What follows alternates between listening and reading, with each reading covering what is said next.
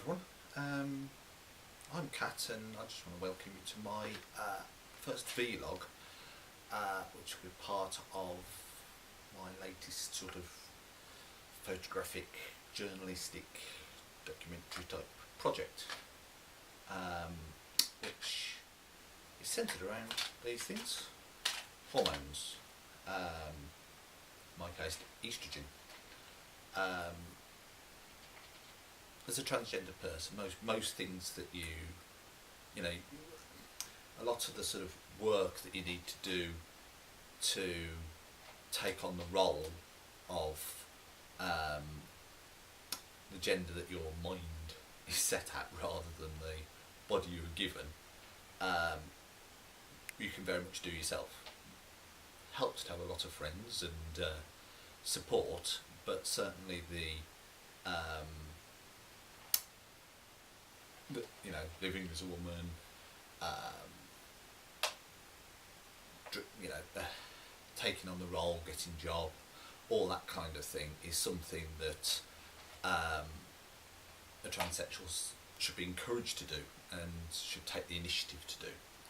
But when it actually comes to the medical treatment for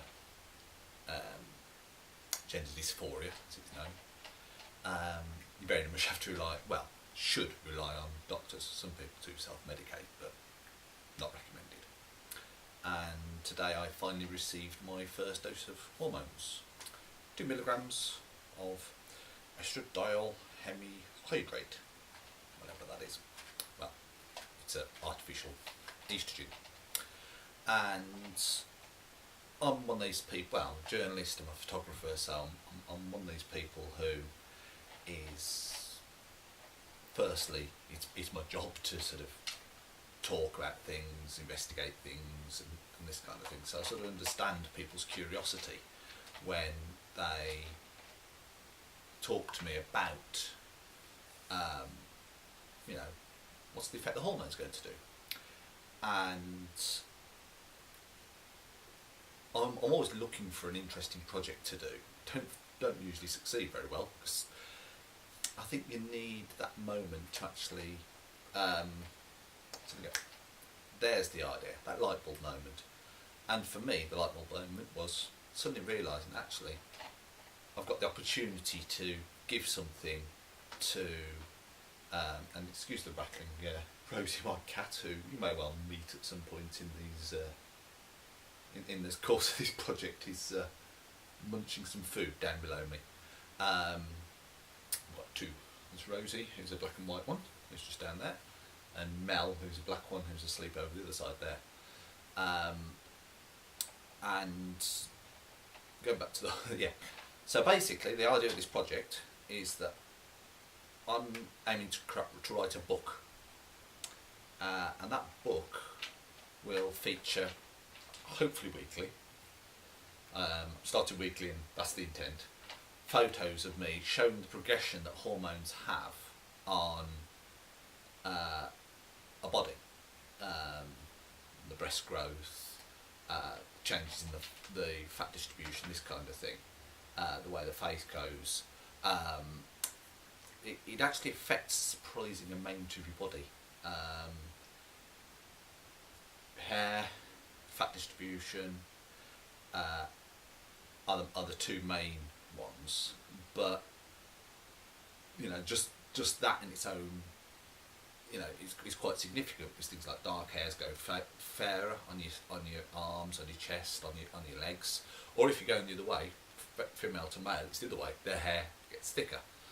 There's the potential for regrowth to a degree of any balding for male to female,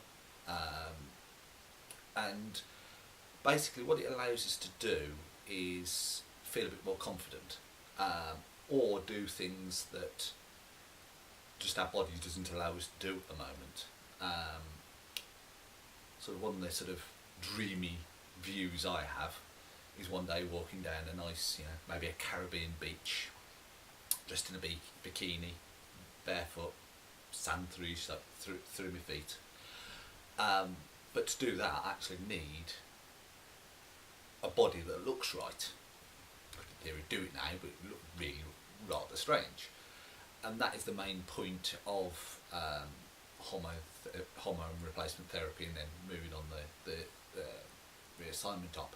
It gives transsexuals the chance to actually have a body that they are comfortable with and able to do everything that a woman who's born with the right body can already do.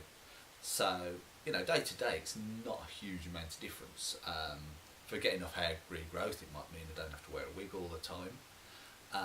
But other than that, day to day, you'll notice a little difference. My face will change slightly, but it should make it a little bit easier walking around walking around the streets in terms of occasionally, and it's very, very rare, I will get people say, "Is that a man?"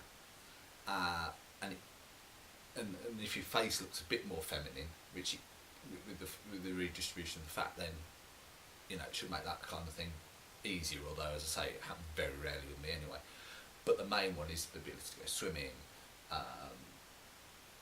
Effectively anything where you're wearing less, lesser number of clothes, because that's where things like fake breasts, this kind of thing, can't be used. So you need a body that actually allows you to